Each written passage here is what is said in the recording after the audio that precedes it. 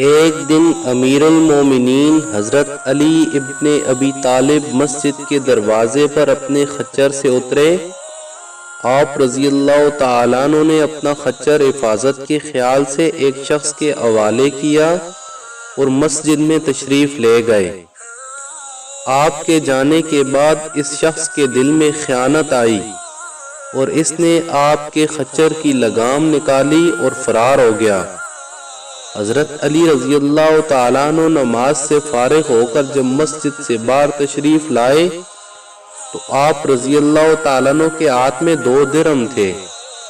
یہ 2 درہم آپ رضی اللہ تعالیٰ عنہ خچر کی نگہبانی کرنے والے شخص کو بطور معاوضہ دینا چاہتے تھے، لیکن آپ نے دیکھا کہ خچر بغیر لگام کے خالی کھڑا ہے۔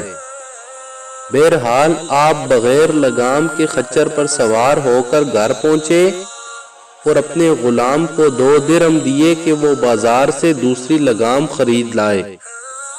غلام بازار گیا، اس نے وہی لگام ایک شخص کے ہاتھ میں دیکھی۔ پوچھنے پر معلوم ہوا کہ ایک شخص یہ لگام 2 درہم میں بیچ گیا ہے۔ واپس آ کر غلام نے یہ بات حضرت علی رضی اللہ تعالیٰ عنہ کو بتائی تو آپ نے فرمایا، بندہ بعض اوقات خود صبر نہ کرنے اور عجلت سے کام لینے کی وجہ سے حلال رزق کو اپنے اوپر حرام کر لیتا ہے، حالانکہ جو کچھ رب العزت نے اس کی قسمت میں لکھا ہوتا ہے اس سے زیادہ اسے کبھی بھی نہیں ملتا۔ اللہ تعالیٰ سے دعا ہے کہ ہمیں ہر وقت رزق حلال کی تلاش اور حرام سے بچنے کی توفیق عطا فرمائے۔ آمین ثم آمین۔